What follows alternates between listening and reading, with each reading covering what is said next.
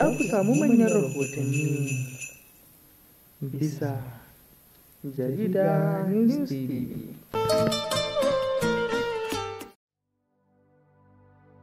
Barka da rakamin sauraro kuma sannan mu da ƙara saduwa a cikin wannan littafin mai albarka.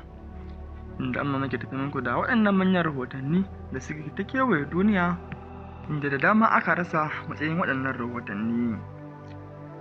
Kuma inda zantattukan suka dosa haɗe da ban al'ajabi ga wasu lamarurrukan da ɗaukan hankula.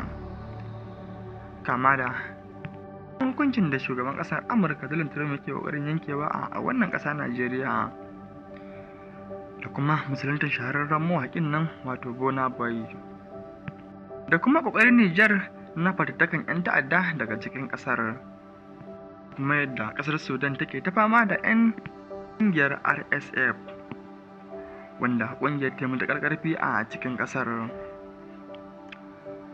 Mai sauraro ka biyo mu a sannu, kuma idan har kai bako ne a wannan tashar ta mai albarka, ka dangwala mana da suka faɗi da ƙarar sanarwa domin kasance tare da mako da yaushe da zarar mun saki manyan rahotanninmu. Kuma zan fara ne da kawo muku rahoto akan musulunta shahararren mawaƙin nan wato Burna Boy na ƙasar Najeriya. Burna Boy da shahararren mawaƙi ne na duniya gabaki ɗaya, wanda kuma ya karɓi addinin musulunci. Hakan ya jawo hankulan al'umma da dama, inda kowa ke ta faɗin albarkacin bakinsa dangane da wannan musulunta na Burna Boy, inda majiyo da dama suka bayar cewa ya canza sunan shi zuwa Abdulkarim, kuma aka bi ta bakinsa da cewa menene ja hankalinsa a shiga wannan addini.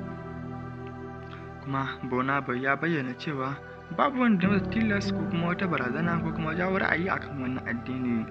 Shi da kansa ya tattauna da zuciyarsa kuma ya bada amanna akan wannan addini na musulunci.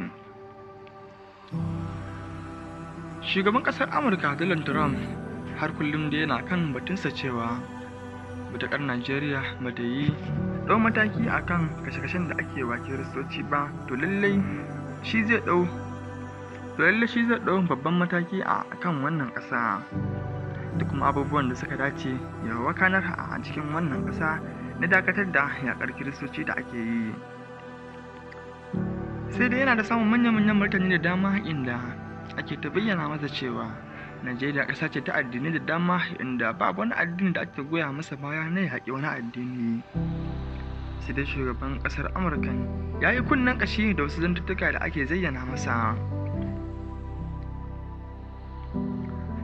Misaro ka biyo mu a sannu, inda za mu ci gaba da kawo muku manyan rahotanni bisa wannan tashar tamu mai albarka.